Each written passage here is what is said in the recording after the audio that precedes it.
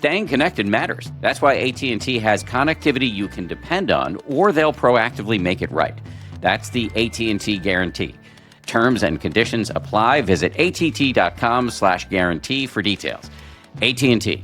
Connecting changes everything.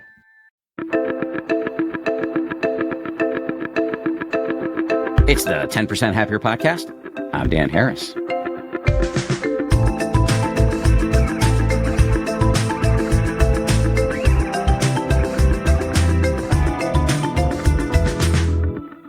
Hey guys, anybody with a passing familiarity with Buddhism will know that delusion is rarely, if ever, mentioned in a positive way. In fact, the Buddha included delusion, otherwise known as confusion about the way things really are, on his list of the 3 poisons. The whole point of meditation, per the Buddha, is to uproot delusion along with the other 2 poisons, which are greed and hatred. Only then, he argued, can you be enlightened. My guest today, however, is here to valiantly make the case that delusion or self-deception actually has an upside, several upsides. While he concedes that self-deception can, of course, be massively harmful, he also argues that it can play a vital role in your success and your well-being, and that it can hold together friendships, marriages, even nations. Understanding this, he says, can make you happier, more effective, and crucially, more empathetic with people with whom you disagree. Shankar Vedantam is the host of the incredibly popular and very, very good podcast and radio show, Hidden Brain. Shankar's most recent book, which was published in 2021, is called Useful Delusions, The Power and Paradox of the Self-Deceiving Brain. In this conversation, we talk about the many, many ways in which our brains filter and alter our perception of reality, why we evolved for such a robust capacity to lie to ourselves, and how his research on delusion has colored his view of the chaos and confusion of our modern world. We recorded this interview back in 2021 when we were in the thick of the COVID pandemic. You will hear us refer to that, including a discussion of vaccine hesitancy, which is unfortunately an issue that is still very much with us today. Today's episode comes with a custom guided meditation from our teacher of the month, Vinny Ferraro. It's really cool and quite innovative. The meditation is all about what it feels like in that moment when you wake up from delusion or confusion. It can be liberating, it can be discombobulating, even embarrassing. As always, Vinny has some game-changing guidance for how to handle it. Our custom meditations are only for our paid subscribers over on danharris.com. Paid subscribers also get weekly live video guided meditation and Q&A sessions every Tuesday at 4 Eastern. I'm doing the next one solo, but sometimes I do them with our Teacher of the Month. Speaking of which, our Teacher of the Month for October is going to be my close friend, Sebene Selassie. And if you want to meditate with me and Seb in person, we're going to be doing our annual meditation party retreat at the Omega Institute over the weekend of October 24th. I'll put a link in the show notes. You should sign up. Okay, we'll dive in with Shankar Vedantam right after this. Shankar Vedantam, thanks for coming on. Thank you for having me, Dan. I'm really delighted to be here. I'm delighted you're here. I'm a fan. And I think the idea you're exploring in this new book is fascinating. So I think maybe let's start there. I'm curious, like, how did you get to this question of whether self-deception, which generally doesn't have the best PR in the world, of whether self-deception can actually be good in some way? How did you get to that question? Yeah, I have to say I am probably the most unlikely person in the world to have written the book that I just have written, Dan, because I consider myself to be a deeply rational, logical, scientific person. And I think I've spent most of my life trying to disabuse people of their self-deceptions and to preach the dangers of delusions. And I still believe those things. But I think over the last few years, I've really come to understand that there are elements in our life that, in fact, are well served by certain amounts of self-deception. The subtitle of my book is The Power and the Paradox of the Self-Deceiving Brain. And there is a paradox here. Self-deception can indeed do great harm to us, but it turns out paradoxically that it can sometimes do great good for us. The starting point for my exploration here was a very unusual story involving a con called the Church of Love. And in the course of investigating the con and how it worked, I came to understand that self-deception can sometimes help people, even though we generally think it can't. Can you tell us that story? Sure, of course. So the Church of Love was a very unusual con that unfolded in the United States in the 70s and 80s. At its heart was a con man named Donald Lowry. He was a balding, middle-aged guy living in a small Midwestern town. He was also a writer. And in the early 70s, he invented various characters, literary characters, young women, and he called these women angels. And then somehow he hit on the idea of writing love letters in their voices to thousands of men scattered across the United States. Many of the men receiving the letters believed they were corresponding with real women. Some of them fell deeply in love with the people they were hearing from. Many of them sent in huge amounts of money to support the women that they believed they had fallen in love with. And the most remarkable part of the story is that when Don Lowry was finally arrested and brought to trial on charges of mail fraud, several members of his organization, which was called the Church of Love, showed up at the courtroom to defend him. And I found this astonishing. Why is it when the con has been revealed, why would the marks show up to defend the con man? And in some ways, that was the starting point for my exploration of the potential value that self-deception can sometimes play in our lives. Why did they show up to defend him? Well, I think for some people, the Church of Love had become so central to their lives, such an important part of who they were. These relationships were so valuable to them. These men believed that they had found their soulmates, they had found an anchor, that giving up those anchors and those soulmates seemed unbearable. A couple of people at Lowry's trial said that the letters from the angels had saved them from alcoholism and drug addiction. 2 people said that they were on the verge of committing suicide, and the letters had pulled them back from the brink. And so, in many ways, the story of the Church of Love is how self-deceptions can sometimes aid us in moments of great crisis or great peril. And at those moments, it becomes easy for us to see how self-deception can sometimes play a salutary role in our lives.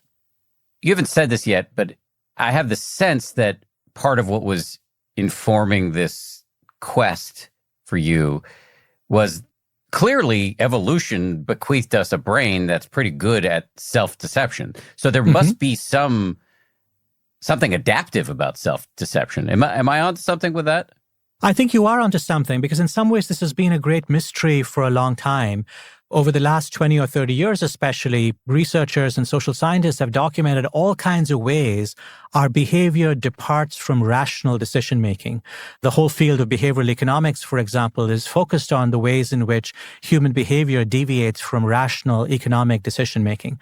And the typical way we explain these deviations is we say, in our ancient evolutionary history, some of the biases that we had held us in good stead in those ancient environments, but we still have the brains that were handed down to us from evolution. And so we continue to have those biases, even though they're no longer functional in the here and now. Now, that is possible and that is plausible, and certainly that probably does explain some of the biases that we have in our minds. But I think part of what I'm trying to explore in my book is it possible that sometimes some of these biases and some of these errors are in fact playing a functional role? And if we were to rid our brains of these biases and these errors, we wouldn't come out ahead. We might in fact find ourselves set back. So again, bias, self-deception, not generally words that people use in a positive way. What are the surprising upsides of deception that you've found? Well, let me give you a couple of really simple examples to try and start to make the case that self-deception can sometimes be functional. At any given moment, Dan, this is work by a neuroscientist, Donald Hoffman, has found that the human eye takes in about 1 billion bits of information. Now, if all this information was transmitted to the brain, our minds would quickly become overwhelmed because our brains are doing many different things. They're not just taking in visual information, they're taking auditory information and information from touch and taste. And we're thinking about things and having conversations with people and planning things. Our brains are doing lots and lots of things. And so the brain basically filters this information. So only about 1 million bits of information gets to the brain. And then off this 1 million bits of information, the brain takes about 40 bits of this information and actually processes it. So out of the 1 billion that first came into your eyes, you're basically looking at about 40 at any given moment. Now, an engineer might say what is unfolded is a profound self-deception, a delusion, because in fact what you're seeing bears very little resemblance to what is actually coming in through our eyes, very little resemblance to reality. Now, the reason your brain does all this filtering is not because your brain has a distaste for reality, but it turns out that filtering reality in this way allows us to keep on top of what we actually need to keep on top of. In other words, we can focus our attention on what we need to pay attention to and focus on other things when we need to pay attention to other things. So a great deal of what the filtering that happens in the brain happens in order so that the brain can function efficiently, can function frugally, if you will, and attend to a great many things at the same time. One concentric circle up from that might be, when you think about self-deceptions in our personal relationships, for example, research has shown that people who have self-deceptions about their loved ones, if you believe you are in a personal romantic relationship with someone who is very handsome or very beautiful or very kind or very generous, even if those things are not completely true, your self-deceptions about your partner, your positive illusions about your partner will mean that you are likely to be happier in your relationship and you're likely to be in a more stable relationship. And so you can see how sometimes not seeing reality accurately can turn out to be good for us. I think you say in the book that this is true for parenting too. Many of us believe we have the most special kid in the world or most special kids in the world. And that can help you do your evolutionary job of raising your kid, but it may not actually be true. Exactly. And in some ways, I think the parent-child relationship might in some ways be almost the canonical example of how self-deception can be functional. I know that when my own daughter was born, I had the feeling that this was the most incredible miracle beyond all miracles and that she was the most special child in the entire universe. And I think many parents feel this way, especially I think when their first child has been born, that they're experiencing something incredible and magical that has never been experienced before in the history of the universe. And of course, this isn't true. It's clearly a self-deception. It's clearly a delusion, but it turns out to be a very useful delusion because as I learned as soon as I became a parent, parenting is not easy. In fact, it's quite challenging. It's time-consuming. It's difficult. It's frustrating. You're often sleep-deprived. And if we were to perform a mere cost-benefit analysis about the value of our children, some of us might conclude that our children are not quite worth it, that in fact our children are more curse than blessing. And so nature has thought fit in some ways to endow us with vast amounts of self-deception when it comes to our offspring, based on the very wise conclusion that if we didn't do so, we wouldn't be good parents. And, all of us, everyone who's alive today, everyone who's listening to this show, comes from a very, very long line of survivors. That chain of survivors goes back not just to the first humans who arrived on the planet, but many, many millions of years before that to other species on the planet. And throughout that long, unbroken course of survival, you see this common relationship between parents and children. And again, the self-deceptions that parents have had about their offspring have caused parents to undertake great difficulties to protect their children, to ensure that children are raised securely to adulthood. So the fact that you and I are present on the planet today testifies to the value of self-deception on the part of our parents and our grandparents and our ancestors. And the fact that we have self-deception about our children testifies to why our children are likely to grow up in happy and well-adjusted households. I have a 6-year-old. I'm laughing because I have a 6-year-old boy, and he likes to make fun of me. The other day, he was calling me Dummy Lovato, twisting the name of the pop star. And I'm never more proud of him than when he comes up with a good way to make fun of me. There is self-deception. Indeed. I mean, can you imagine someone in your workplace calling you Dummy Lovato? And not only do you not get outraged, you're not insulted, but you actually say, my God, what a clever insult. Absolutely. Self-deception at its finest, Dan. Going back to intimate relationships, yes, I can see how my carrying the story, as I do, that my wife is the most beautiful woman in the world is a useful self-deception. Mm-hmm. But there are lots of useless or pernicious self-deceptions I might carry about she's always this way when I have X problem, et cetera, or she never does X when I ask her to do it. So this seems like very much a double-edged sword. Absolutely. And I think this is where the paradox of self-deception comes about. And more than even the examples that you cited, sort of the everyday frictions that happen in personal relationships, you can see examples of personal relationships that are abusive, where self-deception can play a very harmful role. So the person who gets a black eye from their partner, but rationalizes that behavior to themselves and says, my partner is really a very good man. That just sometimes he loses his temper or sometimes he's not quite aware of what he's doing. There are ways ways in which self-deceptions can end up harming us in really profound ways. This is, I think, the great dilemma of self-deception, Dan, because you can simultaneously see examples in the very same domain where self-deception is functional and where self-deception is harmful. I grew up in India, and one of the great Indian epics is the Mahabharata. And it's a story of a kingdom that falls into ruin because a prince is basically leading the kingdom into ruin. He is an evil young man. And part of the premise of the story is that his father, who's the king, is unable to see the evil that his son is doing. And in the story of the Mahabharata, the king is actually literally blind. So his literal blindness is a metaphor for the blindness that he has in his love for his child. And I think all of us see this in many ways in our present times as well. You can see how parental love can be so blind that it causes parents to do things that in fact are unethical or harmful. We had a scandal some time ago involving parents bribing their way into colleges so that their kids can get admission into top colleges. You can see how parental self-deception and delusion can go off the deep end and cause great harm. But if I were to wave a magic wand and say, would we all be better off if parents did not have any more self-deceptions about their children? Would we all be better off if we didn't have self-deceptions about our partners? I would have to say, I don't think that would be a good thing. I think on general and on net, I believe that these self-deceptions, in fact, are functional. There's another great line from the Mahabharata, if I'm remembering this correctly, that somebody's asked, what's the most wondrous thing in the world? And the answer is that we can all be surrounded by aging, illness, and death, and somehow believe it's not going to happen to us. That's right. Yeah, I remember that line. It's a marvelous line because it's, the question that's posed to this very wise man is, what is the most surprising or strange things? And he says exactly as you said, we see death and dying around us all the time, but all of us in our heart of hearts believe that it's not going to come for us or that we will not be the next person to die. And again, when you think about it, human beings, perhaps uniquely on the planet, have a very clear sense that, in fact, they are mortal creatures, that we know that we're going to die. We know that our lives could come to an end, could come to an abrupt end. And yet, if we actually had this thought, if we had to carry this thought around with us all the time, this would be a drag. It would be very difficult. We would have, difficulty interacting with people. It would weigh us down. And so what do? We come up with ways to distract ourselves from the knowledge of our impending death, our impending doom. We come up with rationalizations and self-deceptions that keep us focused and optimistic and hopeful.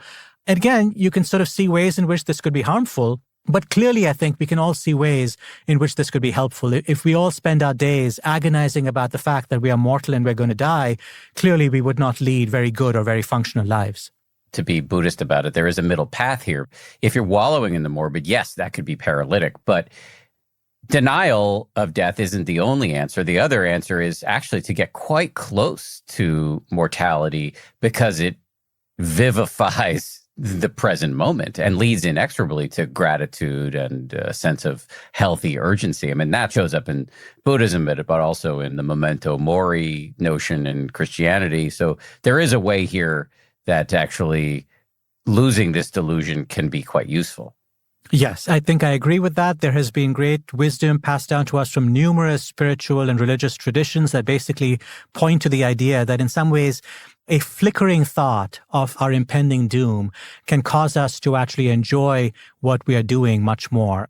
When I tell myself this might in fact be the last time I'm having a conversation with someone, it might make me more attentive and more mindful to the conversation. If I tell myself when I'm meeting my friend, this might be the last time I'm meeting my friend, and in fact, it could be the last time I'm meeting my friend, I might be more attentive when my friend is speaking to me. I might be more compassionate, more forgiving, more empathetic to my friend.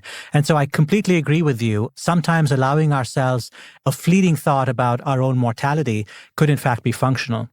I might even go a step further than that, Dan, and say that for people who are practitioners, people who are meditators, for example, it might be possible even to contemplate our mortality on a more regular, consistent basis and not feel as overwhelmed with it as a sort of a layperson might feel. So I think there are spiritual and religious traditions that have thought about mortality in very complex ways. But I think it's fair to say that I think for most people on the planet who have not sort of engaged in these spiritual practices, the self-deceptions, the daily distractions that we come up with, the YouTube videos that we watch, the jokes we tell at happy hour, these in some ways are our defense against our fears of mortality. Well, this gets to, I think, what for me at least is a really important issue here, and something I came into this conversation wanting to talk to you about, which is how can we, at the level of our own minds, sort between useful delusion and harmful delusion? Yeah, I've been struggling with this question for a while, Dan, and it's come up repeatedly as people have asked me this. And I have to confess, I'm not sure there is a simple, clean line that demarcates the two things. We talked about intimate relationships, for example, and how it's helpful in some intimate relationships to believe that you are with the right person. If you believe that you are with the right partner, you're likely to be happier in your relationship. Now, is it useful to actually tap the person on the shoulder who has this belief and say, is what you're seeing actually real? Is it actually true? Is it actually helpful? If you and I, Dan, could go on a road trip this coming year and we stop by every couple getting married in the United States and we ask them on their wedding day, what are the odds you're going to get divorced? Very few people are going to give you the statistically correct answer, which is the odds of getting divorced are 40 to 60%. Very few people on their wedding day are going to put their odds of getting divorced as 1 in 2, even though those in fact are the odds. And I think both of us would agree that anyone on their wedding day who says, my odds of getting divorced are 1 in 2, that person is not, that person is likely not going to have a very happy marriage. They might be statistically accurate, but in some ways, the belief that they have that their marriage is going to last forever might in fact be an important ingredient in the marriage lasting for a long time. It might be an important ingredient in the success of their marriage. In many ways, I think we have to judge the utility or the disutility of delusions by seeing the outcomes they produce in the world. So when we have these delusions that lead us in some ways to be kinder people, to be better people, to be more empathetic people, to be more compassionate to each other, I would call these good delusions and useful delusions and functional delusions. When the deceptions and self-deceptions cause us to exploit one another, to harm one another, to lead one another astray, to take advantage of one another, I think those would be ways in which I would call them dangerous delusions. But I don't know the practitioner himself or herself whether they can know as they're experiencing the delusion whether something is useful or not useful. You might actually have to wait to see what the outcomes are. Do you think it's possible to live a life where you hone the ability to look at your own mind and see, I know on some level that my son isn't the cutest 6-year-old walking the planet, but I believe that, and I see no harm in that. So I'm not going to try to challenge that view. Whereas I might notice, wow, when I see somebody with a certain pigmentation, a whole bunch of negative associations might come up in my mind that are totally involuntary, and I can see how that would cause harm, especially when scaled up to the level of society. Yeah, so I am going to actually challenge those thoughts. That seems doable to me, but what's your view? It is probably doable. I don't think it's easy to do, but I think it is doable. But I will point out that in some ways you are doing what I was suggesting a second ago, which is you're asking yourself, what is the outcome of this self-deception? I think in the case of your 6-year-old child, it is entirely to his benefit and to your benefit for you to believe that he is the cutest 6-year-old child in the world. When it comes to the self-deceptions that cause us to lead one another astray, I think it's absolutely right to say that these self-deceptions can be harmful when it comes to the biases we have about our associations of, when it comes to race or gender or sexual orientation, for example. It's absolutely right to say, what are the consequences of the self-deception of these automatic beliefs? What I liked about what you just said, Dan, is that I think it's possible to be mindful about what we're experiencing and then tell ourselves in some ways, I am going to allow myself to experience this thing that I'm experiencing because, in fact, I can see good coming from it. Or I can choose to say, I'm noticing that, in fact, I'm having this self-deception and I'm going to choose not to go down that road. Right before we started talking, Dan, I was eating a bite of lunch. And as I was eating my lunch, I was reflecting on the fact that when we taste food, the sense of taste that we have is not, in fact, in the food. The sense of taste that we have is in the mind. So, by the definition that I'm using about delusion, a delusion is something that is the product of the human mind. The taste of the sandwich that I just ate was a taste that was produced by my own mind. So if I was being very mindful about it, the way I would describe it is I would say, this is a delicious sandwich. The deliciousness, in fact, is produced by my mind as a result of various chemicals on the sandwich hitting the receptors on my tongue and passing signals onto my brain, and my brain interpreting the sandwich as being delicious. In fact, it's entirely functional for me to believe that this sandwich is delicious, and I'm going to embrace the delusion and enjoy the sandwich that I'm eating. I suppose you could do that. I think it would be taxing to do that all the time, to live your life in that way very mindfully. I know there are some Buddhist practitioners, I think, who are able to do that on a moment-to-moment basis. I try and do that from time to time, but I find I'm rarely able to do it for more than a few minutes at a stretch. So what is the takeaway of this insight that self-deception can be adaptive and positive?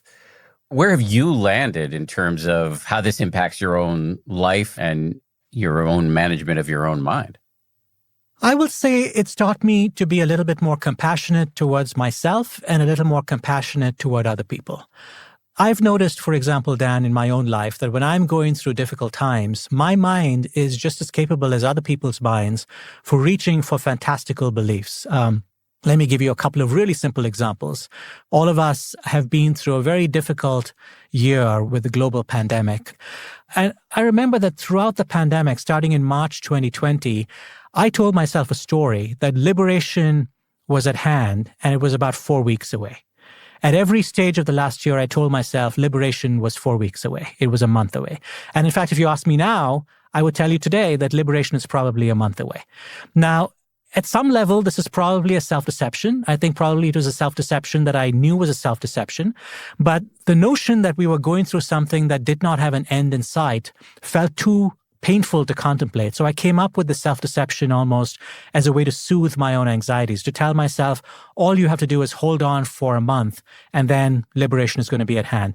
You see the same advice if you look at groups like Alcoholics Anonymous or addiction recovery groups or people who are counseling people who have long prison sentences. The admonition is often, take your life one day at a time. Why should we take our life one day at a time? Why not look at our lives 20 years at a time? And the reason is, if your life, in fact, is filled with many, many difficulties, is filled with despair, it is, in fact, helpful to think about all you have to do as getting to tomorrow, as surviving till tomorrow. And then tomorrow you create another 24-hour deadline. So in some ways, breaking up this monumental challenge into bite-sized portions makes it easier for us to navigate monumental challenges. So I think certainly I have come to be more compassionate about the ways in which my own mind works. But perhaps more importantly, I think I've become more compassionate about the ways other people's minds work. And I think this is really one of the most important insights that the book has and the most important areas where the book might have something to offer to people. All of us come by other people whose views we disagree with, and sometimes those views are so outlandish that we find ourselves bewildered. How is it possible that this person could believe what they believe? And I think when we encounter those things, invariably we are very judgmental. I know that throughout my life, when I've come by beliefs that I think are flat out wrong, I find myself getting angry with those beliefs. I find myself getting angry with those delusions and say, how is it possible that you can believe what you believe? Some years ago, Dan, I was having dinner with a friend of mine whom I hadn't seen for many years, a college friend of mine. And he spent the dinner explaining to me why he thought the United States was behind the 9/11 attacks, why the CIA and FBI had planned and carried out the 9/11 attacks. And I remember getting angry with him, and I got angrier and angrier as the dinner progressed. And then we spent 90 minutes arguing. And at the end of the 90 minutes, of course, I hadn't convinced him that the United States was not behind the 9/11 attacks. All that had happened was that we'd had an argument for 90 minutes, and he left the conversation believing that I was the one who had the delusion. I think if I was to do that conversation over today, after having thought about and written this book, I would approach that conversation differently. I would start with empathy, I would start with compassion, and I would start with questions. Rather than pose argument and provide evidence, I would try and understand why it is my friend believed what he believed. Because I think one of the fundamental insights of my book is that delusions, when they occur, are often playing a psychologically functional purpose. They might be wrong, they might be inaccurate, they might even be harmful, but they're playing play some kind of role that soothes or answers a psychological question that we're experiencing. So if you want to disabuse people of their delusions, it's not merely enough to provide them with the facts that tell them that they're wrong. You actually have to get under the hood of the delusion and ask, what psychological purpose is it playing in this person's life? And is there a way that I can find a way to provide for that person's psychological need some other way, allowing them to give up this delusion? I think that's going to be a more effective way to combat dangerous delusions. Much more with Shankar Vedantam, specifically on the subject of vaccines.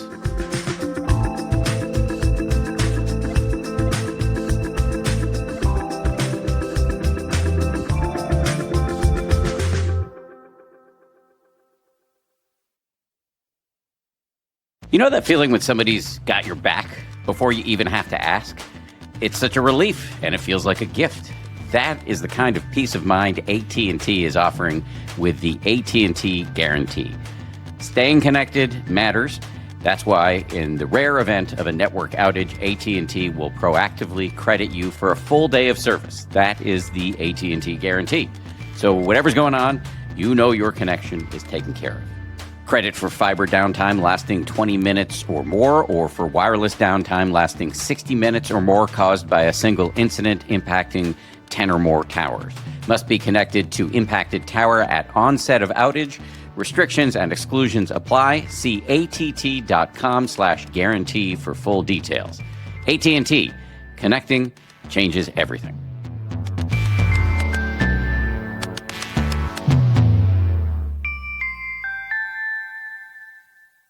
Today's episode is brought to you by Bumble, the go-to dating app to find love.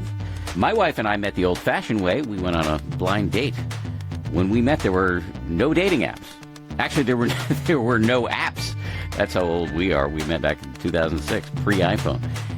Anyway, now if you're in the dating game, tech is an enormously powerful tool.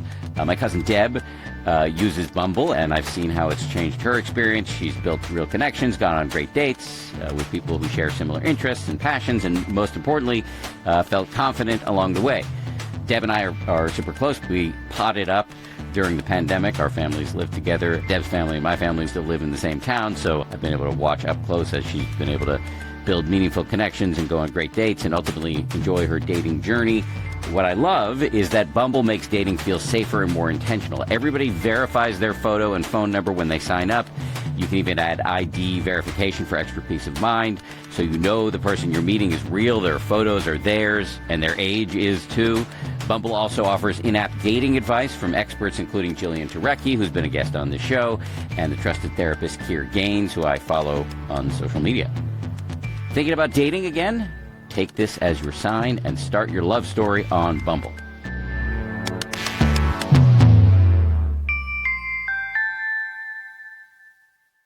Let's take a current example that I know is top of mind for many people, which is anti-vaxxers.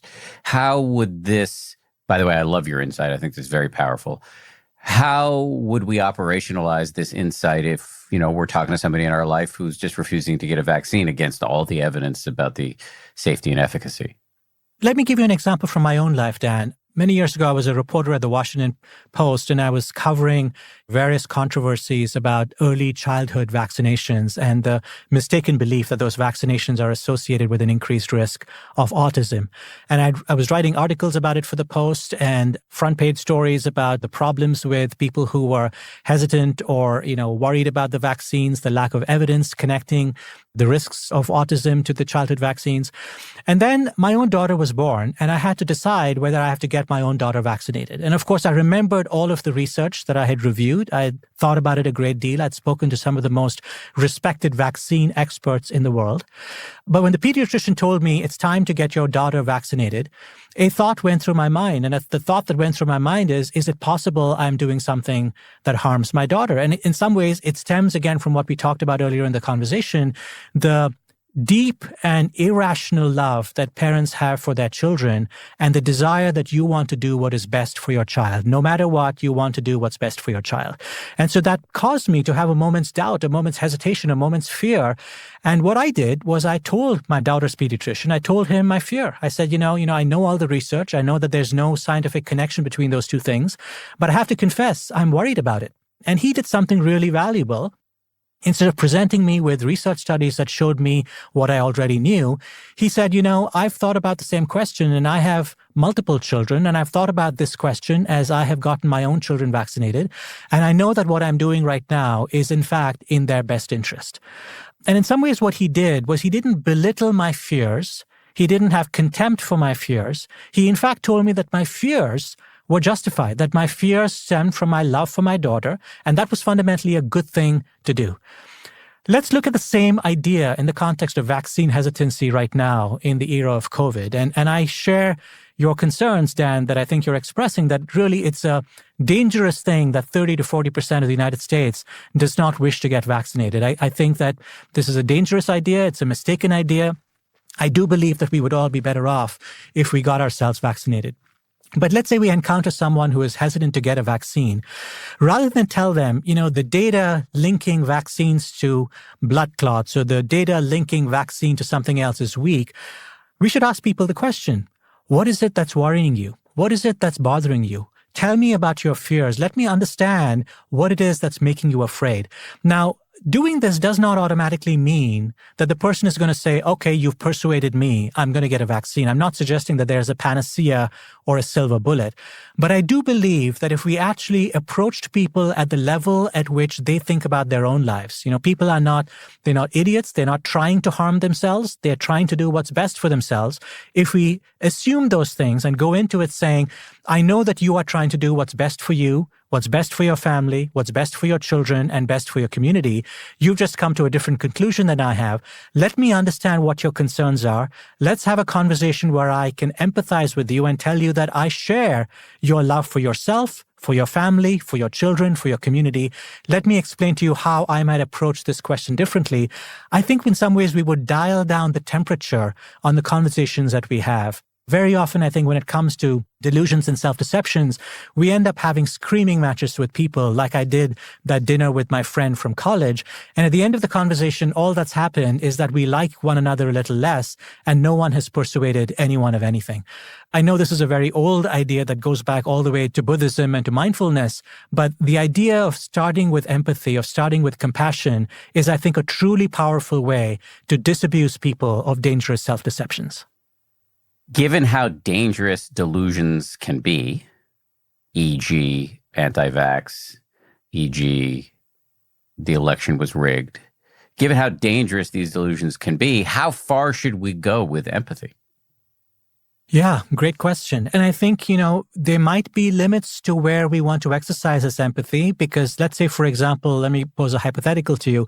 Let's say somebody knocks on your door and has a rifle in their hand and they're knocking on your door because they believe that you are evil incarnate and they've come to kill you because that's their belief. Now, this is not a useful time to be exploring the psychological basis of self-deception and delusion. In a situation like that, the appropriate thing to do is not to say, let me sit down and understand where you're coming from and let's get under the hood of the way that your mind works. The appropriate thing to do at that point is to call 911.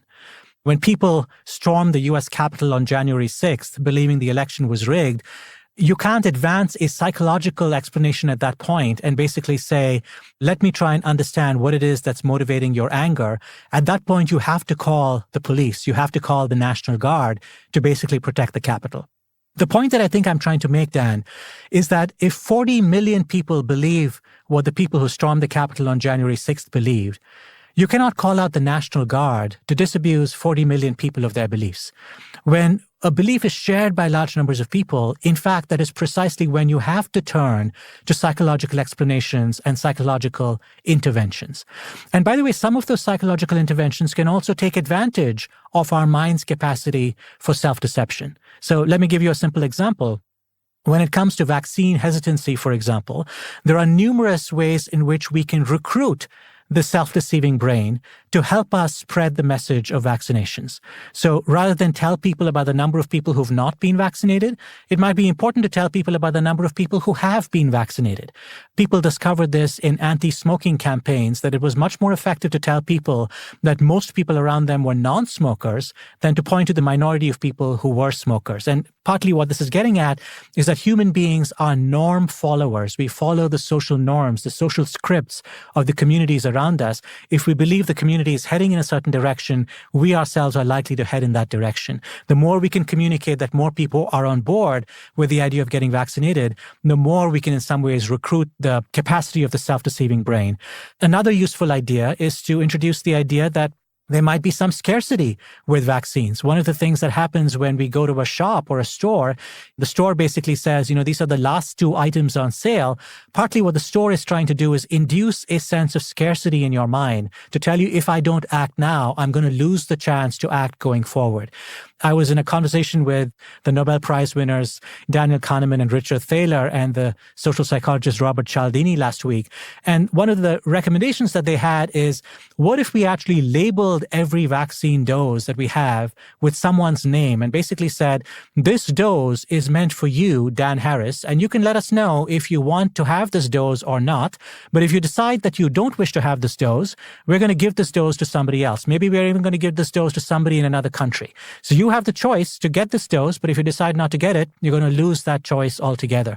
And in some ways, by creating some mechanisms of artificial scarcity, we might be able to use the self-deceiving brain to get more people vaccinated. That's really interesting. Speaking of our tendency to judge people's deceptions and lapse into self-righteousness, can you explain what the phrase naive realism means? Sure. Naive realism is a principle in psychology that stems from the fact that when we look out at the world, it's impossible for us not to imagine that the world as we see it is in fact the way the world is. And it must be the way that everyone else also sees the world or should see the world. One of the simplest ways to demonstrate naive realism is to cite the comedian George Carlin, who once said, have you ever noticed when you're driving, everyone going faster than you is a maniac and everyone going slower than you is an idiot? And really what Carlin was trying to get at there was that we assume that the way that we drive must in fact be the way everyone else should be driving. So anyone who's driving faster must clearly be a reckless person, must clearly be a bad driver. Anyone who's driving slower must clearly be an idiot because they can't see how in fact they're slowing down traffic. We believe that we are the norm and the way that we see the world is the correct way to see the world. When I first came by the story of the Church of Love that we discussed earlier on, the story of this remarkable con that unfolded in the 70s and 80s, I looked at that story through the lens of naive realism. I asked myself, what would I do if I were to receive one of those letters? And I told myself, if I received one of those letters, I would probably throw it away after reading maybe the first line. It would hold no interest to me. And therefore, that is the correct way that everyone should be looking at those letters.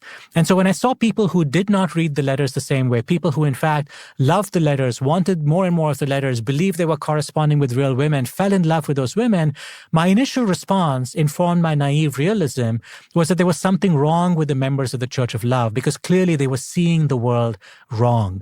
So naive realism is a really powerful force that causes us to believe that the way we think of reality is in fact not just the only way to see reality, but the correct way to see reality. And in some ways, it keeps us from exercising the empathy and compassion of understanding that other people might see the world differently. The ultimate takeaway of the book, it seems, is that you can be a little easier on yourself and others around self-deception. And along those lines, you make the point, I'd love to hear you say more about it, that for you, in questioning, and this is the term you used, in questioning the temple of rationality, you actually came to see that foregoing self-deception isn't necessarily just about being educated or enlightened. It actually, like, dropping self-deception can also be a sign of privilege, and that we need to look at the fact that some people are in the throes of self-deception because they really have no other choice. Mm-hmm. That's exactly right. There's the old saying, Dan, there are no atheists in the foxhole. And I think this really is one of the core ideas that I have in the book. And it's ironic. In fact, a few months ago, this is well after the book was written, as I was awaiting publication, I had an experience in my own life that showed me exactly how this works. I was several hours away from my home in Washington, and I was unloading a bike from my car, and the handlebar spun around and hit me right below my right eye. And it just felt like a jar, but, I had a little small bruise on my cheek, but nothing else. But over the next 24 hours, I started sort of seeing a shadow fall across my eye. And I have a family history of retina problems, and I understood that what was happening to me was I was experiencing a retina detachment. For your listeners who are not familiar with this, the retina is the film behind the eye. The light falls in the retina, and the retina is basically sending signals up through the optic nerve through the brain. So if the retina unhinges from its moorings, you basically will lose vision in the eye. And once a certain amount of the retina has detached, you're very likely to lose sight in that eye altogether. And I could tell that, the shadow that was falling across my eye was sort of growing, and I could literally, in some ways, see myself going blind in one eye. As I mentioned, I was very far away from my home in Washington. I couldn't get back in time to see the eye doctors whom I have in my hometown. And I didn't know how to find an eye doctor. And it was very difficult where I was to basically find somebody who could help.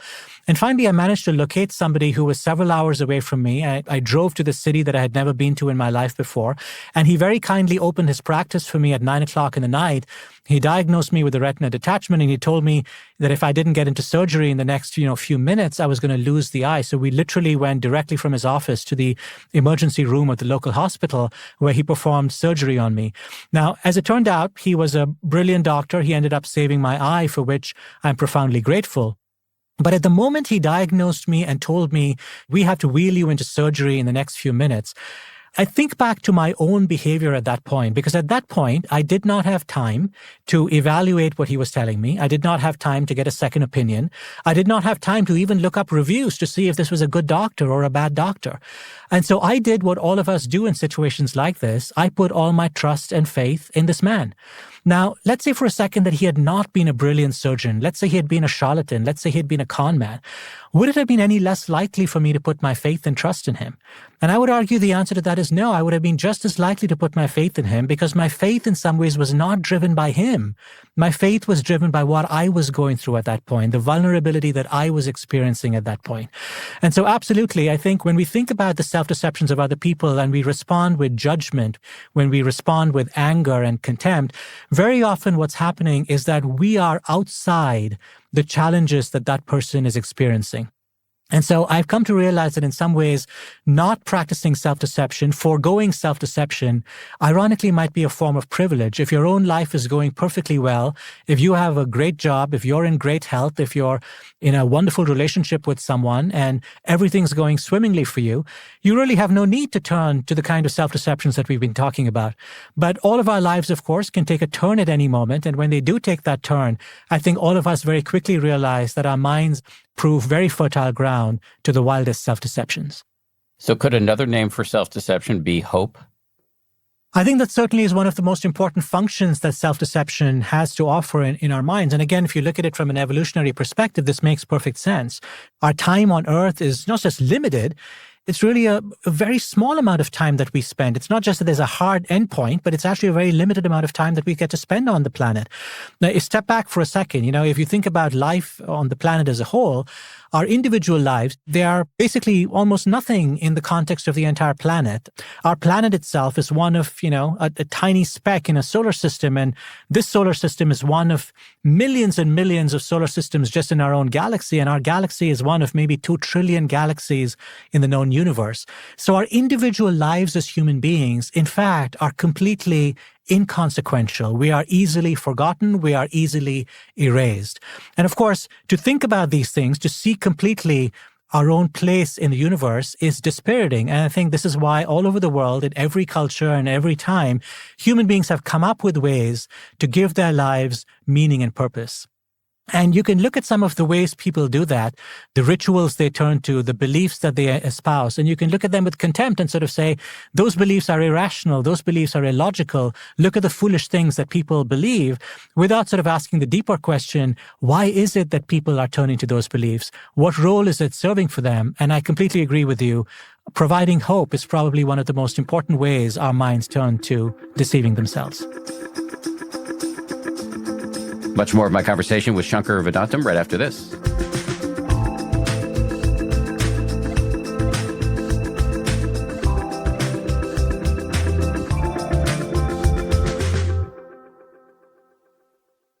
Imagine you're a business owner who has to rely on a dozen different software programs to run your company, none of which are connected, and each one is more expensive and more complicated than the last. This can be pretty stressful. Now imagine Odoo has all the programs you'll ever need, and they're all connected on one simple, easy-to-use platform, giving you the peace of mind that your business is always being taken care of from every angle. Odoo has user-friendly open source applications for everything. We're talking CRM, accounting, inventory, manufacturing, marketing, HR, and everything in between. Basically, if your business needs it, Odoo's got it. Odoo sounds pretty amazing, right? So stop wasting your time and money on those expensive and disconnected platforms and let Odoo harmonize your business with simple, efficient software that can handle everything for a fraction of the price. It doesn't get much better than that, so what are you waiting for? Discover how Odoo can take your business to the next level by visiting odoo.com. That's ODOO.com. Odoo, modern management made simple. You know that feeling when somebody's got your back before you even have to ask? It's such a relief, and it feels like a gift. That is the kind of peace of mind AT&T is offering with the AT&T Guarantee. Staying connected matters. That's why in the rare event of a network outage, AT&T will proactively credit you for a full day of service. That is the AT&T Guarantee. So whatever's going on, you know your connection is taken care of. Credit for fiber downtime lasting 20 minutes or more, or for wireless downtime lasting 60 minutes or more caused by a single incident impacting 10 or more towers.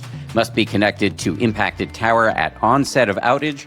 Restrictions and exclusions apply. See att.com/guarantee for full details. AT&T, connecting changes everything.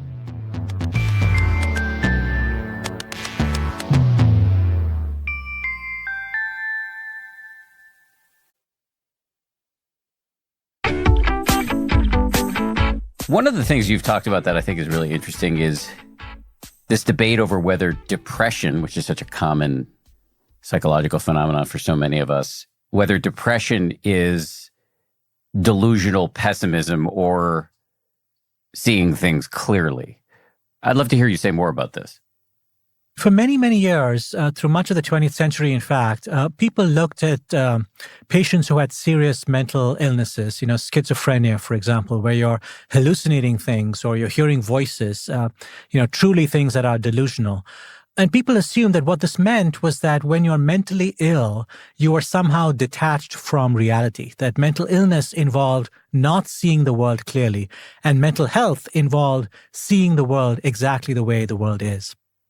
Over the last 30 or 40 years, I think people have come to challenge that contention, and they've challenged it by looking at a handful of conditions, especially conditions involving depression and to some extent anxiety as well, which show that patients who have depression, in fact, are able to see the world quite clearly. And in some ways, at least in some experimental settings, they're able to see the world more clearly than people who are quote-unquote mentally healthy. And this presents a great conundrum, a great paradox here, because if you think about mental illness as being the delusional state, how is it that people who have certain mental illnesses like depression are seeing the world more clearly? One of the most provocative ideas that I've come by as I was reporting and writing this book is the idea that in some ways, part of being mentally healthy might involve not seeing the world clearly, but seeing the world through a delusional sense of optimism, through a delusional hopefulness. And in fact, some of the people who are depressed, some of the people who are experiencing anxiety, their experience might not be functional, but in fact, they are seeing reality exactly for what it is. In some ways, I think it makes the case that I've been trying to make throughout our conversation, Dan, which is that sometimes seeing reality for what exactly it is might mean that you're seeing the truth, but this might not be functional. It might not help you wake up in the morning and get to work and be a good parent and be a good partner to your spouse and be a good colleague to your coworkers and a good neighbor to your community. All these things might require in some ways a sense of optimism, a sense of delusional optimism. When you think about the COVID pandemic that we've all been through, it's not unreasonable to look at what we've been through, this terrible global pandemic, the enormous cost in terms of lives and livelihoods that we've experienced not just in the United States, but around the world. And it's not impossible to imagine that we would be shaken by that. We would sort of say, the world is a perilous and dangerous place to be in. Let me retreat from the world. And yet I think all of us, or many of us, have almost the opposite reaction. As the pandemic is sort of winding down, at least in some countries, many of us are looking forward to basically getting out and about, to basically putting it behind us. And it's unclear whether what we are doing, in fact, is merely seeing reality accurately. You could argue that seeing reality accurately might mean that, in fact, we continue to think about the enormous cost the pandemic has exacted in terms of lives and livelihoods. But you could also see how that would be deeply dysfunctional if we didn't go about our daily lives, if we didn't in some ways resume our prior lives, which arguably might have been blind to the risks that were confronting us. I want to free associate on this for a second. The upside of self-deception is tough for people like me who come out of the Buddhist context, because in Buddhism, there's three primordial pernicious psychological phenomena that we're trying to uproot in our practice: greed, hatred, and delusion, or confusion, or blindness to the reality of the human situation. So maybe it's possible that yes, it does make sense to have some delusion, or else you're going to be stuck in sort of a nihilism or a complete paralytic depression about the fact that we're going to die and everybody else we know is going to die, and everything's changing all the time so rapidly that we don't have that much control. But maybe with the right container, like a meditation practice and a good teacher and the right tradition, seeing things clearly can actually be liberating, because that would be the proposition from the Buddhist side. Does any of that make sense to you? It does make sense to me. And in some ways, I think there are some overlaps between the arguments that I'm making and I think many ideas in Buddhism. Certainly, I think the mandate that I've ended up with in my own life and certainly in my book is the mandate for empathy and compassion. And I think, to the extent that I understand Buddhist practices, I think empathy and compassion are very closely at the heart of at least how, if you're a good Buddhist, presumably you're going to experience a certain amount of empathy and compassion for the world. If you're doing it right, you don't end up with more anger and contempt for the world. You end up with more understanding and sympathy and compassion for the world. So I think there's sort of an overlap there. I certainly think when it comes to greed, you can think about the self-deceptions that cause us to have greed. So, for example, the insatiable appetite that we have to own more and more things or to acquire more and more money. We can look at those things, and if we look at them clearly, we can sort of say, what is actually driving this desire that we have to acquire more and more, this desire for more and more possessions, for wealth, for status? Where is that coming from? And is it possible that, in fact, this is leading me astray? And is it possible that in some ways, by seeing this delusion clearly, we can actually step away from greed? And so to that extent, I think I'm absolutely on board with the idea that seeing some of our delusions clearly can in fact produce things that are functional, that in fact can make us happier if we were less driven to basically just mindlessly acquire more and more things. At a very deep level, one of the things that I've been wrestling with in recent months, actually, this is after I wrote the book, I came by this idea from Greek philosophy called the ship of Theseus. And you're probably familiar with this, but for those of your listeners who are not, Theseus was a great Greek warrior. And according to the myth, when he finished his travels and his exploits and he came back home, his ship was stored in the harbor almost as a museum piece. And over the following decades and centuries, the planks of the ship rotted and decayed. And when that happened, people replaced the planks with new planks until eventually all the planks and all the components and every part of the ship of Theseus was in fact made of a new part, a new piece, a new component. And the question that philosophers starting with Plato onwards have asked is, so is this new ship that we have built that's constructed entirely of new materials, is this still the ship of Theseus? Or is it in fact an altogether new ship? And philosophers after Plato have asked an even deeper and more complex question, which is, if we could find all of the old pieces of the ship of Theseus and we could reassemble them into a ship, would that ship in fact be the real ship of Theseus and not merely a replica made up of other parts? And the reason I've been thinking about this, and the reason this relates to the questions that you're asking about the connection with Buddhism and the themes that I'm writing about in the book, is that the ship of Theseus in some ways is a metaphor for our own lives and for our own bodies and for our own minds. You know, at a very material level, all of us are made up of particles that in some ways are turning over all the time. The cells that made up Dan Harris 10 years ago are not the cells that make up Dan Harris today. In fact, at a physical level, you, Dan, are a completely different Dan than you were 10 years ago or 20 years ago or 30 years ago. So the question to ask is, are you still the same Dan? Is this still the same ship of Theseus? And at a psychological level, at an even deeper level, the level of our minds also are the product of invention and reinvention and layer upon layer of beliefs and norms and attitudes layered one on top of the other. And in some ways, I think of my life and I think of myself as being one person who's had one history that goes back all the years from when I was a child to who I am today as an adult, to whom I will be one day as an older person. And yet, I think the question that arises from the ship of Theseus, and this is a question that I think has been wrestled with by people who are Buddhists and meditators, is this actually true? Is it actually the case that there is, in fact, one figure, one creature, one person, one self that, in fact, is a consistent presence through all these different stages of life? I'm not sure I fully understand the Buddhist questions about whether the sense of self that we have, is that an illusion? But I think one of the questions that I've been wrestling with is it possible that my own sense of myself is I am the same person that I was when I was a child, and I am the same person I'm going to be when I'm an older person? That sense of self that I have, that I think we all have in our minds, is that also in some ways a self-deception? Profoundly dangerous and, disturbing self-deception perhaps, but also very functional. Because in fact, if I was to believe that I was the same person that I was as a child that I am now, and that I am the same person now that I will be years later, I will do things in some ways to serve that future creature because I believe that future creature is me. But in fact, is that true? I mean, you said you weren't sure you understood the Buddhist case for the illusion of the self, but you everything you said leading up to it would indicate that you do understand it, and it was really well said. I don't want to represent myself as somebody who's a Buddhist scholar. I'm more of a sort of Buddhist practitioner who episodically grasps some of these really difficult concepts, and the most difficult of them all, for me at least, is this notion that the self is an illusion. But it really does kind of go back to what I was getting at, which is around the case for and against self-deception.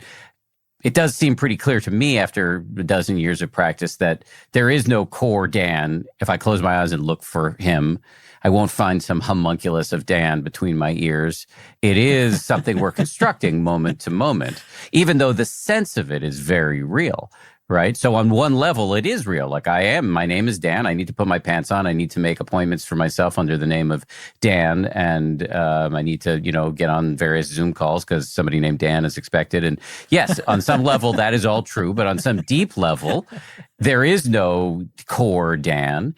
And that self-deception can have enormously negative consequences, because I'm laboring under the delusion that I am real. That's the wellspring of greed. That's the wellspring of hatred, because I need to fend off everybody who isn't Dan, who might be coming after my ice cream. And so, the point of Buddhist practice in some ways is to see through that illusion. And that can be terrifying. There's a phase in practice that's called the rolling up the mats phase, because you start to see that this sense of me, the sense of I, is just an illusion, and that's terrifying.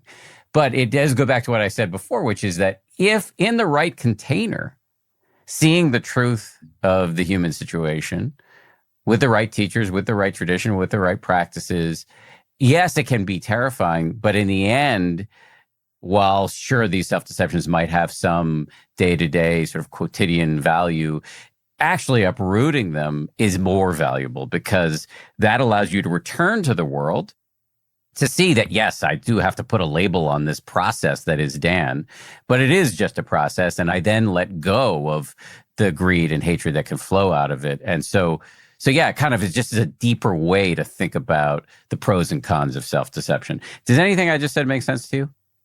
A lot of it makes sense. I will confess that when I think about the self as an illusion, I'm thinking about it more as an abstract idea.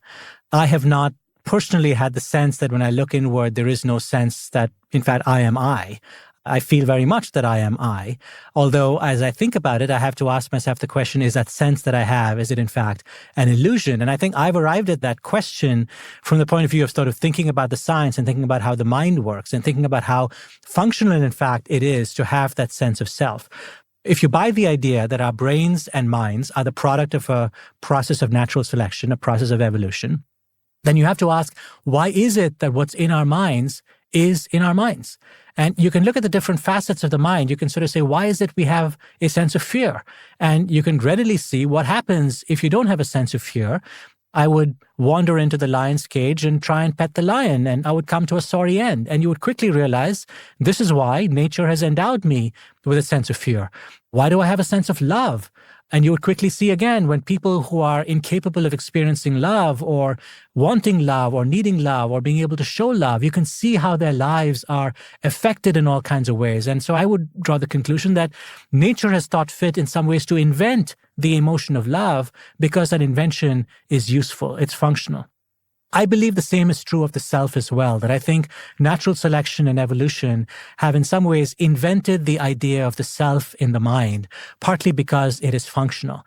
Now, is it possible that human beings have discovered that there is actually a way out, that in fact the minds that have been produced by natural selection and evolution are now minds that are not just, experiencing the sense of self, are not just capable of in some ways transcending the sense of self, but discovering that that transcending is a good thing, which is, I think, the case that you're making.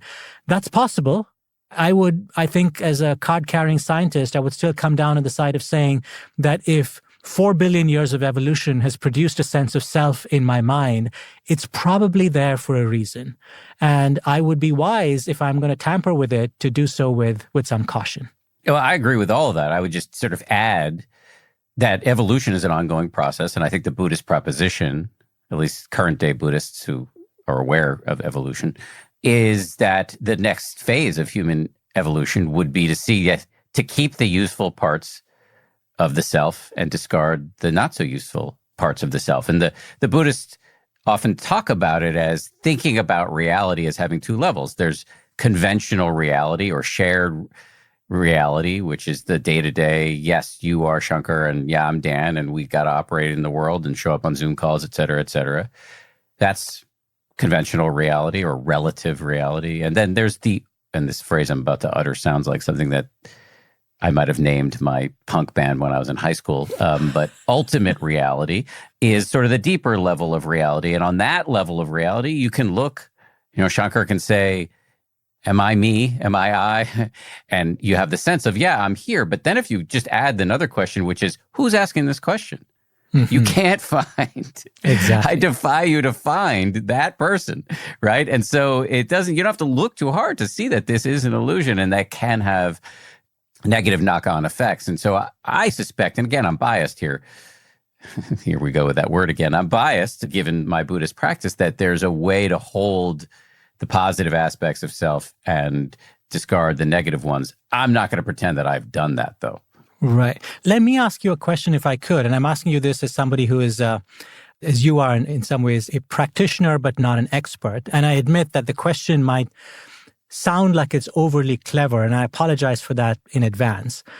But it's a genuine question, which is that if you buy the idea that the brain is in some ways designed to come up with self-deceptions of all kind. It's designed in some ways to produce the sensation of deliciousness when I bite into a sandwich.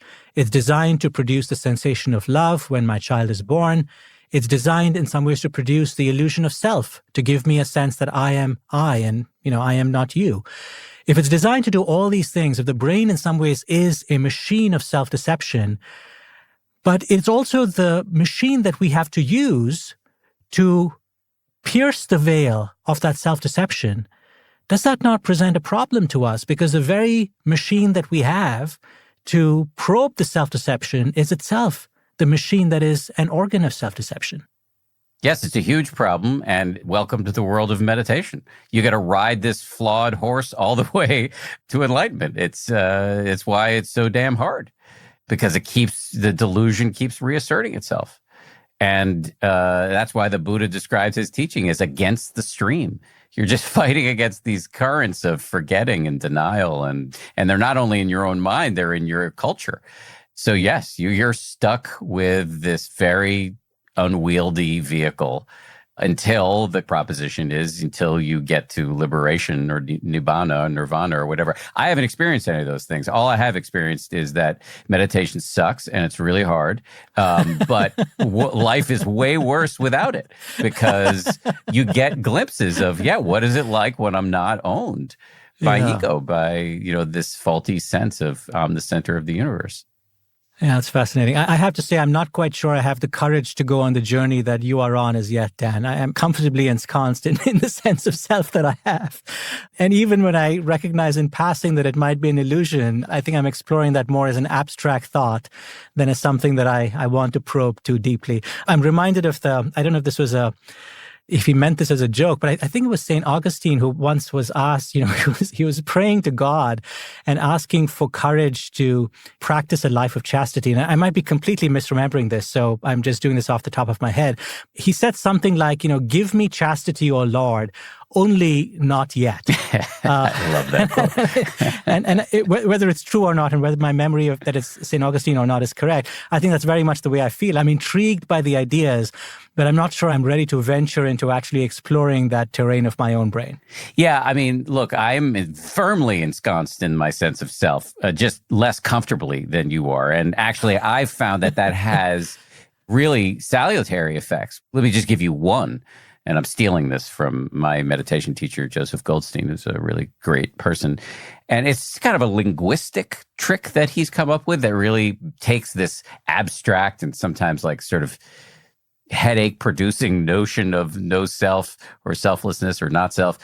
So when next time you experience a very powerful emotion or desire, instead of framing it in your mind as I am hungry or I am angry, just to slightly change it to there is anger or there is desire or whatever. Mm-hmm. And then you start to see that these thoughts and emotions that we think are us are really meteorological phenomena. Or as one great monk has said, to claim anger as yours is a misappropriation of public property, which I love. And that's liberating. That's where instead of fearing this practice, you can say, oh, no, this practice actually helps me moment to moment to be less of a jerk to myself and others. Yes, absolutely. And I completely agree with you on everything you just said. And I think I try and practice that through my life. Certainly, I think when it comes to how I'm thinking about my own emotions, I try and regularly remind myself that I am not my emotions and that my emotions are things that are happening to me. They are not who I am.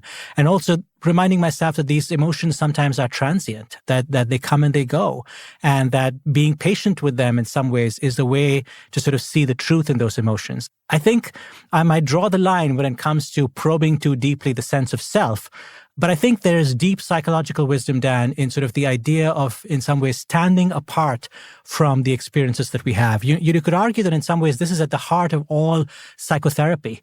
When we talk to a psychotherapist, when we express what's happening to us in therapy, one of the things that the psychotherapist will do is eventually help you to listen back to yourself talking. And in some ways, it's very helpful sometimes to do this if you don't have a psychotherapist, to just record what you're feeling onto a voice recorder and then just listen back to yourself. And when you hear yourself through a voice recorder, in some ways you can hear what's happening, but still stand slightly apart from it. In some ways, instead of becoming the experiencer, you become the observer. And, and sometimes it's possible to be both at the same time, the experiencer and the observer at the same time. As I said, I'm with you, 95% of the way. I'm not sure I'm with you when it comes to challenging my sense of self. I'll take the 95%. So just last thing I want to do here, Shankar, is to get you to remind everybody of the name of the book and where they can get it and when they can get it. And then also you've written a previous book called Hidden Brain, which turned into a podcast, a great podcast. And I would love to get you to sort of plug that too, if you're up for it. Absolutely. Thank you for the opportunity, Dan. So the book is called Useful Delusions, The Power and Paradox of the Self-Deceiving Brain. It's co-authored with the science writer Bill Messler. It's available everywhere that books are sold. It's available online and in your local bookstore. And it really is, it's a call to action to understand our minds better and to exercise greater compassion, especially when we come by delusions and self-deceptions that upset us greatly. At a very basic level, I think the book will help you think about your own life differently, and it will allow you to approach difficult conversations in a new way, and I think in a more effective way than you've been doing before. Useful Delusions in some ways is an outgrowth of my first book, The Hidden Brain, which looks at all the ways in which our unconscious minds affect our daily behavior. The book, The Hidden Brain, has turned into the podcast, Hidden Brain, and the public radio show, Hidden Brain. And in the show, we explore on a weekly basis all the complexities of the things that make us human. We have explorations of spiritual traditions and philosophical ideas, lots of explorations of psychology and sociology. Many people tell us that as they listen to Hidden Brain, sometimes they stop listening to the show and start thinking about their own lives. And in some ways, I think those are the best Hidden Brain episodes, where our episode becomes a vehicle for you to think about your own life differently. Certainly, I know that when I listen to the very best podcast shows, that's the experience that I have. I think back to the relationships that I have, the stories that I have. In some ways, it becomes a form of reflection. And if I can use the term cautiously, of course, in this context, it could even become a form of meditation, of meditating on who we are, why we're doing what we're doing, how we come to be here, and in some ways understanding where we are in the world and how we can live more happy and fulfilling lives. Shankar, great job with this interview. Congratulations on the new book. And it's a pleasure to meet you. Thank you. Thank you, Dan. I'm so grateful you had me on the show. Thanks again to Shankar. Don't forget to check out his great podcast, Hidden Brain. Also, don't forget that this episode, as all of our Monday and Wednesday episodes do, comes with a custom guided meditation from our Teacher of the Month. Today's meditation is from Vinnie Ferraro, and it's all about that moment when you wake up from self-deception or confusion or delusion, whatever you want to call it. It's only for paid subscribers over on danharris.com. Paid subscribers also get weekly live video guided meditation and Q&A sessions. The next one's tomorrow, September 30th at 4 Eastern. We do them every Tuesday at 4 Eastern, and I'm doing this one by myself. Final thing to plug, if you want to meditate with me IRL, there's a link in the show notes to a weekend-long retreat I'll be hosting or co-hosting October 24th at the Omega Institute in upstate New York. Finally, thank you as always to everybody who works so hard to make this show. Our producers are Tara Anderson, Caroline Keenan, and Eleanor Vasili. Our recording and engineering is handled by the great folks over at Pod People. Lauren Smith is our managing producer. Marissa Schneiderman is our senior producer. DJ Kashmir is our executive producer. And Nick Thorburn of the band Islands wrote our theme.